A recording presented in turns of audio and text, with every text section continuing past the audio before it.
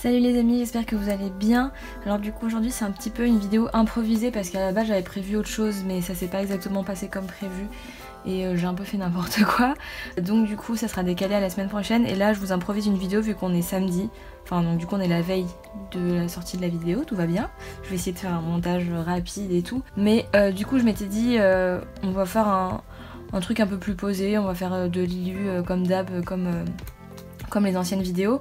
Et en gros l'idée c'était, j'avais envie de faire un challenge un peu mais pas tout de suite à refaire un InShape challenge. D'ailleurs c'est super cool parce que sur Instagram j'ai vu pas mal de personnes qui ont participé donc c'est super cool, les résultats sont super beaux donc n'hésitez pas à aller voir, je vous mettrai en explication à côté donc sur ma story, enfin sur les stories que vous pouvez voir tout le temps sur mon profil, il y a une rubrique InShape challenge où vous pouvez voir tout ce que les gens ont publié etc.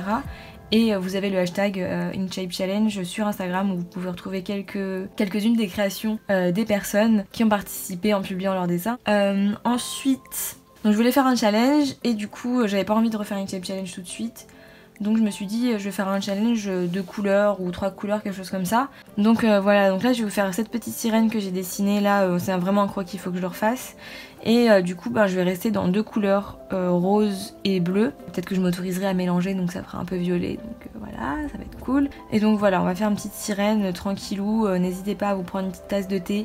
D'ailleurs je vais aller chercher la mienne au micro-ondes. Et voilà, vous posez tranquillou. C'est parti.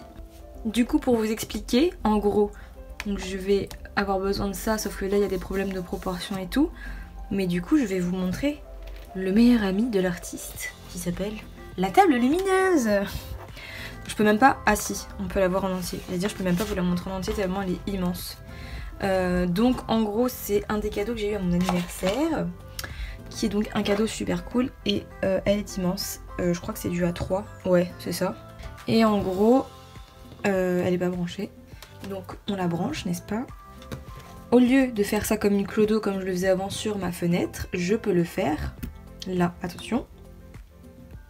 Ouh, et je peux régler l'intensité si j'appuie plus longtemps, ça diminue. Du coup pour cette illustration là je vais utiliser un papier un peu plus épais à grains pour l'aquarelle. Mais comme j'avais fait le croquis de base au stylo Bic, la table lumineuse est puissante mais pas assez pour bien décalquer avec le papier à grains. Du coup j'ai d'abord fait un pré-décalcage sur du papier machine normale avec un feutre noir et après du coup je suis venue redécalquer ce premier décalcage avec le bon papier pour l'aquarelle.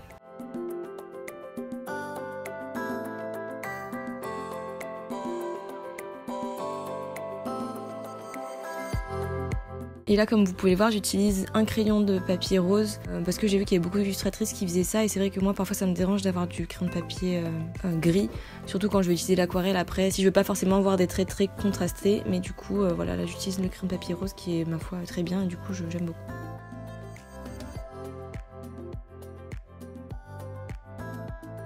Bon du coup comme j'ai préparé cette vidéo en une journée, enfin en 2 jours, on va faire juste un peu de blabla tranquillement. Du coup je vais remercier donc les personnes qui ont commandé sur ma boutique Etsy parce que voilà du coup j'ai pu acheter cette petite palette sur Amazon, enfin cette grande palette pour pouvoir vraiment choisir moi-même mon aquarelle etc. Là vous avez vu donc j'ai acheté 2 nouvelles couleurs, enfin 2 roses parce que j'en avais plus, un rouge et play donc la boutique dont je vous ai déjà parlé dans une vidéo conseil.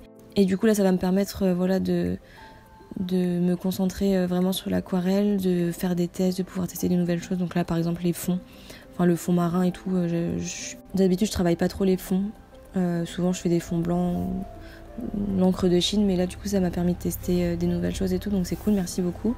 Et là du coup voilà on est parti pour la petite, enfin c'est pas vraiment la petite sirène d'ailleurs, mais pour une sirène parce que en ce moment il y a tout le monde qui commence à parler du mermaid, le challenge mermaid, donc je sais pas si vous connaissez mais en gros c'est un peu comme tout ce qui est Inktober etc. C'est des challenges pendant un mois, tous les jours il y a un petit calendrier avec des idées de thèmes, tout ce qui est autour des sirènes, de l'océan etc. Et chaque jour vous devez faire une illustration dans ce thème. Je me tâtais un peu à le faire mais ça prend du temps, il faut réussir à publier tous les jours etc. Et déjà que je galère à gérer mes posts Instagram, ma chaîne YouTube et mon job, je pense que ça va être un peu trop compliqué mais bon, on ne sait jamais, peut-être que je le ferai, je ne veux pas partir défaitiste. Mais voilà, et en gros Inktober, pour ceux qui connaissent pas non plus, c'est pendant le mois d'octobre. C'est pareil, tous les jours publier une illustration.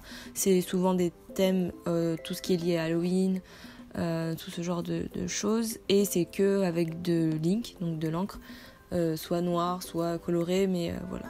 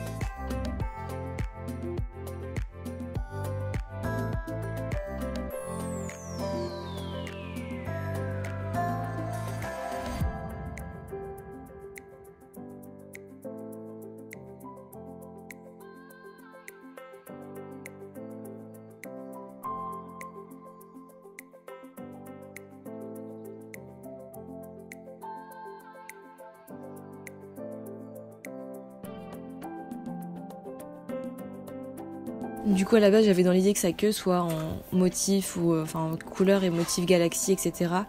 Mais ça rend pas exactement pareil. Du coup je suis juste venue rajouter avec de la peinture blanche, genre je crois que c'est de l'acrylique.